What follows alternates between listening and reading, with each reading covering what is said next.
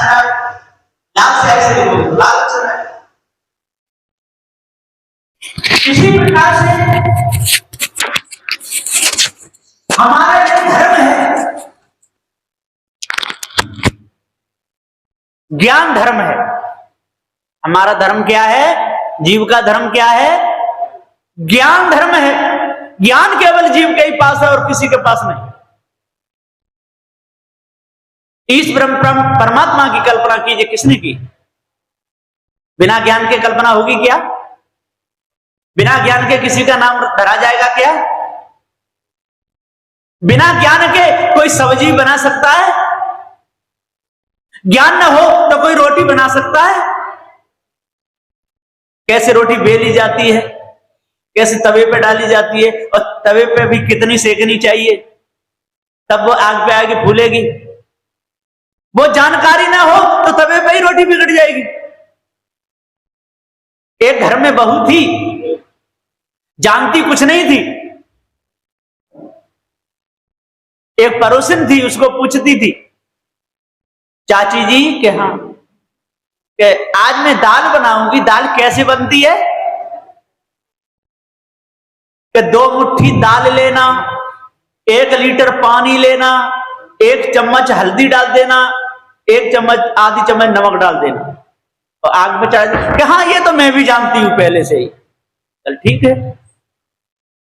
फिर पूछती थी कि चाची जी कहाँ का शरबत कैसे बनता है नींबू का? कि 2 लीटर पानी ले लेना और कम से कम 200-300 ग्राम शक्कर ले लेना, 2 नींबू निचोड़ देना, उसको फेंट देना। कहां किसी तुम पहले से जानती थी? ठीक है, रोज यही कहती थी, तुम्हें तो जानती हूं। अब एक दिन वो बोली कि चाची जी के यहां का हलवा कैसे बनता है? कि ऐसा करना, 4 चम्मच हल्दी डाल देना, 4 चम्मच नमक डाल देना, और उसमें जो बालू होती है ना, नदी की बालू, वो 2 चम्मच डाल देना। कहा ये तो मैं पहले से जानती थी। कहा तो जा बना ले। अब उसने हलवा बना के तैयार किया और उसमें 1 मुट्ठी बालू डाल दी। अब खाने वाले जैसे ही कहा या पूरा मट्टी में मुंह भर गया, दांतों से किर किर, उसका पति आया, 2 डंडे दिए पीठ में, ऐसा हलवा बनता है। तो वो चाची जी बताई थी। अब वो चाची बुलाई, उसे कहा कहो चाची जी आपने जी कैसे हलवा बनाना सिखाई हमारी घरवाली? तो उन्होंने कहा कि देखो बेटा जी, मुझे रोज पूछती है और मैं बताती थी, तो क्या हाँ ये तो मैं पहले से जानती हूँ, ये तो मैं पहले से जानती हूँ। तो आज मैंने ऐसा बताया तो ये बोली कि मैं तो पहले से ही जानती हूं, इसलिए इसने ऐसा किया। तो सद्गुरु श्री कबीर साहब जी पुकार के समझाते हुए कहते हैं कि लोग जानते नहीं है और दूसरे को पूछ लेते हैं और मोहर किसकी लगाते हैं? अपनी। हमने किया, पूछे किसी से, विचार किसी से लिया? जिसने अक्ल बताई, जिसने ज्ञान कराया, उसका नाम जरूर लेना चाहिए। किसी ने हमको सर्वत बनाना सिखाया है तो उसका उपकार नहीं भूलना चाहिए, उन्होंने सिखाया था। किसी ने सब्जी बनाना सिखाई, किसी ने रोटी बेलना, किसी ने मिठाई बनाना, उठना बैठना। उठना बैठना भी सीखना पड़ता है, बोलना भी सीखना पड़ता है। कोई कोई लोग तो हाथ मांजना तक नहीं जानते, संडास से निकलते और वैसा ही साबुन थोड़ा सा पड़ा हो, ऐसे कर लेंगे, धो लिए, बस हो गए। उनको हाथ धोना भी नहीं आता। मैंने घरों में देखा है कि कई कई माताओं को तो यही नहीं मालूम शुद्धता अशुद्धता क्या है, इतने इतने नाखून बढ़ा लेती है। अब बताइए, उनके हाथ का पानी पीना धर्म नहीं और उससे बुद्धि खराब हो जाती है। जो माताएं हों या भाई हों जो नाखून रखाते थे, जवानी में तो उनकी खोपड़ी काम करती है, लेकिन उसका विष अंदर जाता है और जैसे जैसे शरीर कमजोर होता जाता है और तैसी तैसी मन बुद्धि उसकी भ्रष्ट होती जाती है और आखिर में जाकर पागल होना पड़ता है। नाखून में इतनी दम है, चौथे पन में पागल कर देता है। तो सद्गुरुदेव जी पुकार के समझाते हुए कहते हैं कि जब तक हमको यही नहीं आता, हमारे बच्चे क्या सीखेंगे? और मां नाखून रखाएगी तो उसके बच्चे बिना रखाए मान जाएंगे क्या? पढ़ाने वाले मास्टर नाखून रखाएंगे तो क्या बच्चे मानेंगे क्या? और कितनी बड़ी गंदगी है। जब तक हम इस गंदगी को साफ नहीं कर पाएंगे तब तक अंतःकरण को साफ कैसे कर सकते हैं? अंतःकरण में तो अनादि काल की भगार भरी हुई है, आज की नहीं, अनादि काल से देखे सुने भोगे के संस्कार हमारे अंदर टिके हुए हैं और आज हमारा सुधार नहीं हो रहा है। पहले के पशु मरे पड़े, वो मांस तो साफ किया नहीं और दूसरा पशु मार के उसी में डाल दिया, वहां की गंदगी दूर होगी क्या? कभी नहीं होगी। ज्ञान का प्रकाश होते ही हम गंदगी को साफ करने लगते हैं। एक तो कह रहा था ज्ञान होते ही और सारी गंदगी मिट जाती है। ज्ञान होने से गंदगी नहीं मिटनी, ज्ञान होने के बाद गंदगी साफ करनी पड़ती है। अब किसी हॉल में मरे हुए पशु पड़े हों और उसमें बिजली लगा दी जाए, प्रकाश कर दिया जाए, तो क्या वो साफ हो जाएगा? प्रकाश करने से, प्रकाश करने से वो दिख जाएंगे मरे हुए ढोल कितने पड़े हुए हैं, गंदगी कितनी है, हड्डियां कितनी पड़ी हैं, ये दिख जाए। अंधकार में दिख रहे नहीं थे और प्रकाश में दिखने लगे, तब उसको साफ किया जाएगा। साफ कराने से तब वो साफ होगा। और खाली लाइट जला दो और जहां ढोर मरा पड़ा हो तो गंदगी दूर हो जाएगी लाइट जलाने से? लेटरिन बाथरूम गंदे पड़े हों और बढ़िया सा लट्टू फिट कर दो तो साफ हो जाएगा लेटरिन बाथरूम? कभी नहीं होगा, करना ही पड़ेगा। इसी प्रकार से सदगुरु श्री कबीर साहब जी कहते हैं कि ज्ञान होने के बाद में फिर वो गंदगी साफ करनी पड़ती है, तब होती है। और खाली ज्ञान तो हो गया, रट्टू ज्ञान, रटंत विद्या फलंत नहीं। रटंत विद्या कभी फल नहीं दे सकती है। किसी ने कहा, बच्चे को समझाया, बेटा कमरे में जाना, झाड़ू लेना, वहां सफाई करना, जाला हटा देना। अब वो बैठ कर भजन करने लगे कि कमरे में जाना, झाड़ू लेना, सफाई कर देना। तो सफाई होगी क्या? तो झाड़ू लाना पड़ेगा और सफाई करनी पड़ेगी, तब सफाई होगी। खाली नाम के रटने से सफाई हो जाएगी क्या? कभी नहीं। और लोग ऐसा भ्रम देते हैं सारे संसार में कि एक माला ले लो 108 दाने की, आंख मीच करके बैठ जाओ और रटते रहो, श्री कृष्ण गोविंद हरे मुरारी, हे नाथ नारायण वासुदेवा। 1 घंटा सुबह 1 घंटा शाम, सारे पाप कट जाएंगे। होता ऐसे पाप कटेंगे? ऐसे पाप ना किसी के कटे और ना कटेंगे। तो सदगुरु श्री कबीर साहब जी पुकार कहते हैं, माला तो कर में फिरे और जीव फिरे मुखमाए और मनुआ तो 34 फिरे, ये तो सुमरण ना, ये सुमरण नहीं। यदि आप सुमरण करना चाहते हो तो जो संत गुरुजन आपको सिखा रहे हैं, बता रहे हैं, उसके आधार से चलो। और जब तक उसके आधार से नहीं चलोगे तब तक आप चल नहीं सकते। किसी ने कहा कि यहां से पावागढ़ कम से कम 400-500 किलोमीटर है। अब वो माला लेकर के बैठ जाए और पावागढ़ जाना है और रटने लगे, पावागढ़ 500 किलोमीटर है, पावागढ़ 500 किलोमीटर तो पहुंच जाएगा क्या? उसे तो गाड़ी मंगानी पड़ेगी, बैठना पड़ेगा, यात्रा करनी पड़ेगी, तो समय आने पर वहां पहुंचेगा। खाली नाम के रटने से नहीं पहुंच सकता। एक था, वो कभी नाव में नहीं बैठा था, चौराहे पे खड़ा था, यात्री आ रहे थे, उनको पूछा, भैया कहां से आ रहे हो? कि हम गंगा पार से आए। कि काय के द्वारा आए? कि नाव के द्वारा, नाव में बैठे तब आए। नाव कैसी होती है? उसने आकार प्रकार बताया। कि कौन चलाता है? कि नहीं, वो पानी में चलती है, डंडा लगाना पड़ता है, चल जाती है। कि कहां मिलेगी भैया? कि यहां से तुझे कम से कम 200-400 किलोमीटर जाना पड़ेगा, नदी है, वहां पर नावें हैं। बोले, अरे मैं अभी तो नाव देखा भी नहीं, कभी बैठा ही, मैं तो नाव में बैठना चाहता हूं, तो पता बता दिया। अब वो गया, गया तो वहां क्या देखता है कि एक बुड्ढे एक नीम के वृक्ष के नीचे बैठे रस्सी बट रहे थे। पहले के बुड्ढे रस्सी बटते थे सन की। उनको पूछा, बाबा नाव कहां मिलेगी? अब नदी तो थी, तो नाव तो वहां खड़ी रस्सी में बंधी थी, तो नाव वो है। अब गया, हाँ नाव यही है, अब मैं इसमें बैठ जाता हूं, पार लग जाऊंगा। शाम का समय था, मल्लाह चला गया अपने घर को नाव को बांध के। उसे यही नहीं मालूम कि नाव कैसे जाएगी उस पार।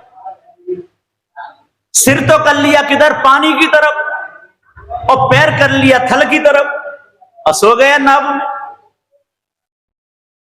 अब वो बुड्ढे अपने घर चले गए शाम को। अब वो सो रहा है नाव में और समझ रहा है अब नाव पार लग जाएगी।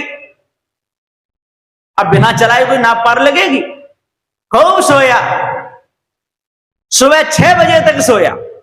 नींद उसकी खुली, उठ के बैठा, देखा तो सूखा दिखा किनारा, हाँ नाव पार लग गई। घूमने लगा, टहल रहा था, इतने में वो बुड्ढे फिर आ गए रस्सी बटने वाले। उसने कहा, बाबा जब मैं उस पार था तब भी आप वहां थे, रस्सी बट रहे थे, और मैं इस पार आया तब भी आप यहां, दोनों पार आप रस्सी बटते हो। कि क्यों भैया? कि मैं रात को नाव में बैठा और सुबह पार लग गया, तो शाम को आप उस पार थे, अब दिन निकला, सुबह हुआ तो आप इस पार हैं। कि नाव कहां है? कि वो है। कि देख पहले नाव मूर्ख, नाव बदी है कि चल रही है? तो बदी हुई है। कि इसको कोई चलाने वाला है यहां कोई नहीं। तू तब भी इसी पार था और अब भी इसी पार है, उस पार गया ही नहीं।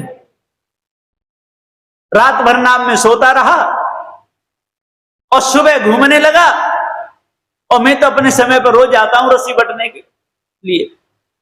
इसी प्रकार से सदगुरु श्री कबीर साहब जी कहते हैं कि सारा संसार इसी पार घूम रहा है, उस पार जा ही नहीं पाता। कभी स्त्री कुटुंब परिवार नाती पंथी संति, है ना, इस धन दौलत दुकान मकान इसी में जाता आता रहता है। कभी फैक्ट्री का ताला खुलता है, कभी दुकान का ताला खुलता है, कभी घर का आगे ताला खुलता है, कभी बच्चों को डांटता है, कभी पत्नी को डांटता है, कभी लड़ता झगड़ता है, इसी में मर जाता है। और समझता है कि हम जाने कहां चले गए। 4 वेद पढ़ लेता है, 6 शास्त्र पढ़ लेता है, 18 प्राणों को पढ़ लेता है। कोई 4 वेद 6 7 18 प्राणों को पढ़ने से पार लग जाए तो भजन साधना कुछ करना ही नहीं पड़े। खाली पढ़ने से कोई पार नहीं हो सकता, माला फेरने से कोई पार नहीं हो सकता, नाम के रटने से कोई पार नहीं हो सकता। सदुदेव ने कहा है कि पानी के मथे ते कहूं घीऊ नहीं निकसत, कुकस के कूटे कहा निकसत कन है। पानी के मथने से कभी घी नहीं निकल सकता, और कुकस के कूटने से कभी कन नहीं निकल सकता, दाना नहीं निकल सकता। बालू के पेरे से कहूं तेल नहीं निकल सकता, यदि बालू को पेरोगे तो तेल नहीं निकल सकता है। और लकड़ के पेरे क्या निकसत रस है, यदि सूखा लकड़ हो उसको पेरोगे क्या उसमें रस निकलेगा? कभी रस नहीं निकल सकता। तो माला के फेरे से कभी परमात्मा नहीं मिलता। माला कितने फेरते रहो और बिना चले राह कभी तय नहीं करता। माला यदि कोई फेरता रहे और कहे कि मुझे परमात्मा मिलेगा, कभी नहीं मिलेगा। और बिना चले कहे कि मैं मंजिल तय कर रहा हूं, वो भ्रम में है। सदगुरु श्री कबीर साहब जी पुकार के समझाते हुए कहते हैं कि चित्त मन बुद्धि वाणी से परे और गुरवा रहे बताई। कैसा बता रहे हैं? परमात्मा कैसा है? चित्त मन बुद्धि वाणी से परे। अब बता कितना धोखा दिया है जी। एक बम का गोला है, ऐसा छोड़ा सबकी बुद्धि बिगड़ गई। चित्त मन बुद्धि वाणी से परे गुरवा रहे बताई, जाने बूझे कहे सुने बाय अंश रहे ठहराई। जो जानता है, जो बूझता है, ज्ञान स्वरूप है, उसको क्या कहते हैं? कि ईश्वर का अंश है। कितना सुंदर ज्ञान है। सदगुरुदेव जी पुकार के समझाते हुए कहते हैं कि अब बताइए, ऐसे ज्ञान को सुन करके अब बुद्धि बिगड़ गई नहीं तो क्या होगा। क्या भी गज पिपील का को समझे, अज्ञ विज्ञ होए एक समाना, चारों वर्ण समान संत को, धैर्य देत विषम विसराना, सुख दुख हान लाभ समझे, मान और अपमान समाना, इनको संत कहत समदर्शी, भार्गव का है ये समझाना। भार्गव ऋषि कहते हैं कि गज पिपील का को समझे, हाथी से लगा के चींटी को किसी को दुख न दे, चींटी तक। आज्ञ विज्ञ होए एक समाना, और ज्ञानी अज्ञानी को एक समान समझे, किसी को दुख न दे। चारों वर्ण समान संत को, संत के लिए चारों वर्ण बराबर हैं, चाहे वो ब्राह्मण हो, क्षत्रिय हो, वैश्य हो, शूद्र हो, कोई भी हो। तो चारों वर्ण समान संत को धैर्य अद्वैत विषम विश्राम। सदगुरुदेव कहते हैं जो जितने विषमता है, जितना कबाड़ा पूरा भरा हुआ है, जितनी गंदगी अंदर भरी हुई है, वो सबको दूर कर दे, है ना। काहे आलसी, आलसी क्या करते हैं मालूम है? आलसी दिन और रात जाए, मंदिर रटते राम। आलसी कुछ होता नहीं तो मंदिर में क्या करते हैं? राम राम हे राम, हमारा कब भला करोगे हे राम, हम बहुत गरीब हैं, हमारी फैक्ट्री नहीं चलती। अरे समय से खोलेगा नहीं, समय से बैठेगा नहीं, चलेगी कैसे? पैसा लगावे नहीं और दुकान खोल के बैठ जाए, सौदा है नहीं तो कैसे दुकान चलेगी? राम राम रटता है। एक का नाम था सौजी। क्या नाम था? सौजी नाम था। घर में कुछ करता नहीं था और कम से कम 20 रोटी खाता था। उसके माता पिता परेशान। माता पिता बोले बेटा सौजी तू 20 रोटी खाता है और कुछ करता है नहीं, बेटा हम कहां तक कमाएंगे, कहां तक खिलाएंगे, और तू भी कुछ किया कर, या खेती कर, या दुकान कर, या कहीं मजूरी करके ला। हम बड़े बूढ़े हैं, हम कब तक कमाएंगे, कब तक खिलाएंगे? सौजी बोला कि ठीक है जा रहा हूं। अब उसमें काम तो होता नहीं था। एक महात्मा जी के मठ पे पहुंच गए। महात्मा जी ने देखा कि ये तो खूब चरा चौंटा मोटा लड़का है, 20-25 साल का। बेटा नाम क्या है? कि सौजी। ठीक है तो रहो बेटा। अब रहे। रात को सोवे 10 बजे और उठे सुबह 10 बजे, फिर नहाए धोकर 11 बजे तक तैयार होता था। 12 बज जाते थे और 20 रोटी खाए के फिर सो जाता था, और शाम को फिर जगता था 8 बजे और फिर नहा धो के 20 रोटी खाए के फिर सो जाता था। गुरुजी बोले बेटा सौजी तुझे यहां आए 6 महीना हो गए, तू कुछ करता है नहीं। बेटा झाड़ू लगाई दिया कर, भोजन बनाया कर, पानी भर दिया कर, और लोग काम करते हैं उनके साथ में कुछ न कुछ तो काम किया कर। सौजी हाथ जोड़ के बोला गुरुजी मेरे से काम होता नहीं। काम होता नहीं राम लेता नहीं। हे गुरुजी मेरे से काम नहीं होता। काम होता नहीं राम लेता नहीं, साधु होने का कारण हमारा यही। नाम सौजी हमारा सुनो संत जी, चाहे मारो या छोड़ो तुम्हारी कसम। अब तो हम तुम्हारी शरण में आ गए। कितना सुंदर श्लोक बोला उसने। काम होता नहीं राम लेता नहीं, साधु होने का कारण हमारा यही। नाम सौजी हमारा सुनो संत जी, चाहे मारो या छोड़ो तुम्हारी शरण। अब कुछ भी करो। महात्मा जी बोले सौजी भैया ऐसे काम नहीं चलेगा। ये तो आश्रम है, यहां कर कुछ ना कुछ तो श्रम करना ही पड़ेगा, है ना। तो सदगुरु श्री कबीर साहब जी कहते हैं कि ऐसे हराम खाऊ बहुत होते हैं। इनको क्या कहा जाता है? जो कुछ करे नहीं और खावे उसको हराम खाऊ कहते हैं।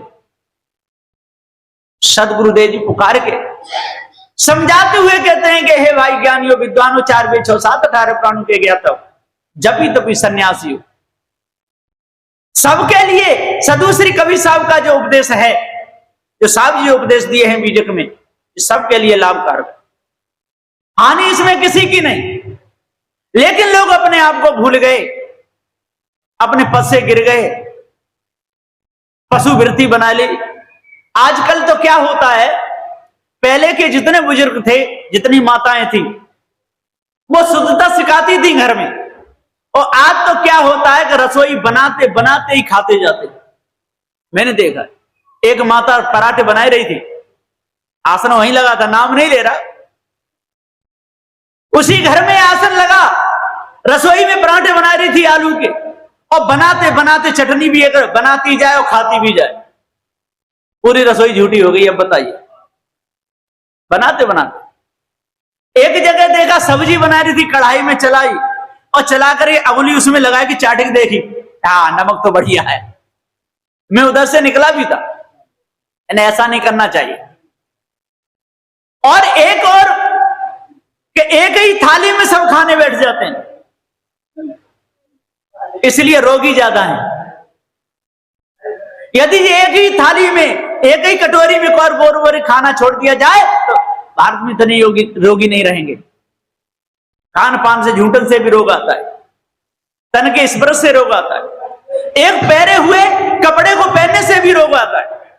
जो कीटाणु रहते हैं कपड़े में दूसरे के, किसी को टीबी का रोग है, किसी का और भी रोग है, किसी को खाज खुजली का रोग है, और वही वस्त्र यदि दूसरा कोई पहनेगा तो रोग आ जाएगा। ऐसे रोग बढ़ते, तो एक दूसरे का झूठा खाते। तो सदगुरु श्री कबीर साहब जी हम पुकार के समझाते हुए कहते हैं कि मानुष तो है, मानुष केरी खोलड़ी ओढ़े फिरत है बैल। सदगुरु श्री कबीर साहब जी कहते हैं मनुष्य की खोलड़ी तो है, पर ओढ़ करके कौन फिर रहा है? बैल फिर रहा है। ज्ञान नहीं, बोध नहीं, विचार नहीं, बैठना आता नहीं, और सब शांति चाहते हैं। शांति के कर्म कोई नहीं करना चाहता। सब लोग क्या चाहते हैं? शांति चाहते हैं, लेकिन शांति का कर्म कोई नहीं करना चाहता, दूसरे को दुख देना चाहते हैं। इसका 2 मंजिल का मकान कैसे बन गया, उसको देख करके जलने लगते, उसकी हानि सोचने लगते, उसका काम बिगाड़ देते, खेत में आग लगा देते, घर में आग लगा देते। बहुत लोग हैं। लोग दुनिया में कैसे हैं, आग लगाए भगे पानी को बहुत ऐसे हैं। लोग कैसे हैं दुनिया में? आग स्वयं लगाते हैं और हाथ में बाल्टी लेके भागते हैं, भैया आग लग गई, आग लग गई। और जिसके घर में आग लगती है आधा घर जल जाता है, बुझ जाते, फिर वो कहता भैया आप नहीं बताते तो मेरा पूरा घर जल जाता। और लगाई किसने? उसी ने आग लगाई। आग लगा के आवाज भी लगाई थी गली में, भैया आग लग गई, चलो चलो चलो चलो। ऐसे भी लोग हैं दुनिया में। तो लोग दुनिया में कैसे हैं, आग लगाई भगे पानी को बहुत ऐसे हैं। आग लगा के पानी को भजने वाले बहुत हैं। सदगुरु श्री कबीर साहब जी पुकार के समझाते हुए कहते हैं कि जब तक आप अपने आप को नहीं जानोगे, जब तक धोखा देते रहोगे, तब तक धोखे से बच नहीं सकते। एक घर में एक नई बहू आई थी, नई बहू, और वो दूध पीने का उसे बहुत शौक था, और सास उसको दूध देती थी आधा गिलास, छोटा सा आधा सा गिलास दूध देती थी। अब बहू उससे कुछ नहीं होता था, अपने घर पे रहती तो 1 लीटर दूध पीते थी, 1-1.5 लीटर। अब आधे गिलास से क्या होता है? अब उसने युक्ति सोची, जो नारियल का पानी पीते ना, वो होती है पोला, वो लिया उसने और लाज मार करके भैंस का दूध निकालती थी और उसको डाल लेती थी बाल्टी में, पीती रहती थी। दूध निकाल के लाती थी, दूध कम रहता था। सास कहती थी बहू दूध कम कैसा है? कि देख लो निकाल के, जितना निकला उतना मैंने निकाला है। अब एक दिन सास ने कहा कि कोई ना कोई दाल में काला है, ऐसा तो हो ही नहीं सकता। जब भैंस 2-2.5 किलो दूध देती है और 1-1.5 लीटर दूध आ रहा है बाल्टी में, तो कुछ न कुछ तो चक्कर है। तो एक बार उसने अपने लाज ज्यादा मारी, घूंघट निकाला। सास बोली बहू घूंघट ज्यादा नीचा नहीं करना, इसलिए दूध दिखता नहीं है, जमीन पर चला जाता होगा, ऊपर कर ले। तो वो धोती लेकर के ऊपर करी, जो करी तो मुंह में वो पी रही सर, तब वहां से हटाई। तो ऐसे भी लोग होते, चुपके से रखी हुई चीजों को खा लेते हैं, और घर में चीज खा ली दूसरे को दोष लगा दिया, है ना? खाते हैं स्वयं और दोष लगा देते हैं दूसरे को। तो लोग दुनिया में कैसे हैं, आग लगाए भगे पानी को बहुत कैसे हैं, आग लगा के पानी को भगते। तो संसार में आग लगा दी, काम की आग, क्रोध की आग, लोभ की आग, मोह की आग, भय की आग, छल छिद्र कपट की आग, देवी देवताओं की आग, तंत्र मंत्र की आग, भूत चुड़ैलों की आग, ईश ब्रह्म परमात्मा की आग, अल्लाह खुदा ताला, ये सारी आग लगाई हुई है। और फिर वो माला ले लेके घर में आ जाते हैं और कहते हैं हे भक्त सज्जनों, जब तक हमको आप दान नहीं दोगे और जब तक मां पे जाके चुनरी नहीं चढ़ाओगे और जब तक दुर्गे मां को लहंगा नहीं चढ़ाओगे, जयपुर से और लाके चुनरी नहीं चढ़ाओगे, तब तक आपकी मनोकामना पूर्ण नहीं हो सकती है। और घर में क्या करा दो, देवी भागवत करा दो, सारी इच्छाएं पूर्ण हो जाएंगी। इस प्रकार से कह कह के सारे संसार को भरमाते रहते हैं। बंदिश और सदगुरु श्री कबीर साहब जी पुकार के समझाते हुए कहते हैं कि हे भाई ज्ञानियों, विद्वानों, यदि आज आप अपने पद से गिरे रहे, आज भी यदि अपने आप को नहीं जान पाए, तो पशु वृत्ति में जीवन चला जाएगा। आजकल मैंने यह भी देखा है कि लोग नोट गिनते हैं ना, 100-100 के 500-500 के नोट गिनते हैं। तो कैसे गिनते हैं मालूम है? गिनते हैं और थूक लगाते रहते हैं, थूक लगाते रहते हैं। वो सारे नोट गंदे हो जाते और वही नोट जेब में जाते और वही सबके हाथ में जाते, और थूक में जो भी कीटाणु होते हैं उसमें आते हैं, उससे रोग बढ़ता है। इसलिए नोट को थूक लगा कर कभी नहीं गिनना चाहिए। और नोट फट भी जल्दी जाता है, जहां पर थूक लगाया जाता है वहीं पर गल जाता है वो कागज, नोट फट भी जाता है। इसलिए थूक लगा करके नोट को कभी गिनना नहीं चाहिए, ये शुद्धता का ध्यान रहे। और वही और कितनी बार और वही नोट फिर दूसरे के हाथ में आए, फिर उसका थूक मुंह में जाएगा, सबका मुख क्या हो गया, कूड़ा दाना हो गया। मुख को क्या बना लिया, कूड़ा दाना बना लिया। इसी मुख में किसी का थूक भी डाल देते हैं, किसी तंबाकू भी डाल देते हैं, है ना, और अफीम भी डाल देते हैं, भांग भी डाल देते, सब चीज जो भी आवे वो डालते जाओ। मुख को घूरा बना लिया, दांत पीले हो जाते हैं, ऐसा मालूम पड़ता है मतलब चूहा खा के आए, लाल लाल। तो सदगुरु श्री कबीर साहब जी पुकार के समझाते हुए कहते हैं कि हे भाई ज्ञानियों, हे भक्त सज्जनों, आज विचार करो, चेतन जीव ज्ञान स्वरूप है, ज्ञान गुण चेतन जीव का है, ज्ञान ही इसका धर्म है। और जब तक आप अपने आप को नहीं जानोगे, जब तक भ्रम में गोते खाते रहोगे, जब तक तंत्र मंत्र जादू टोना में फंसे रहोगे, और जब तक लंबे लंबे नाखूनों को बढ़ाते रहोगे, तब तक मानवता आ नहीं सकती। इसलिए नाखूनों को कभी लंबा नहीं बढ़ाना चाहिए। और सबसे पहले तो माताओं को सावधान रहना चाहिए, जो बच्चे माताएं पालती हैं, जन्म भी बच्चे को देती हैं, घर में भोजन बना के खिलाती हैं, नाखून में जो भी गंदगी होती है उसमें जाती है। 1 महीने के अंदर में जो माँ नाखून रखा करके भोजन बनाती है, कम से कम 50 ग्राम मल उनके मुख में पहुंच जाता है। इसलिए शुद्धता का ध्यान रखें। सत्संग सुनने का कारण यही है कि जैसा संत गुरुजन कहते हैं, न्याय देते हैं, उसको मानना चाहिए। और जो मनुष्य न्याय को नहीं मानता है, जो निर्णय को नहीं मानता है, वो धोखे में फंस करके अपने जीवन को बर्बाद करता है। इसलिए आज सावधान हो जाएं, अपने आप को जानें, धर्म को अपने अंदर से निकालें, अष्ट महासत्संग धारण करें, 10 दोषों पर विजय प्राप्त करें, और जो भूल हो तो पार की संतों से निकलवा लें। बस इन्हीं वचनों के साथ में मैं अपनी वाणी को विराम देता हूं। बोलिए श्री सदगुरुदेव की जय। हेलो।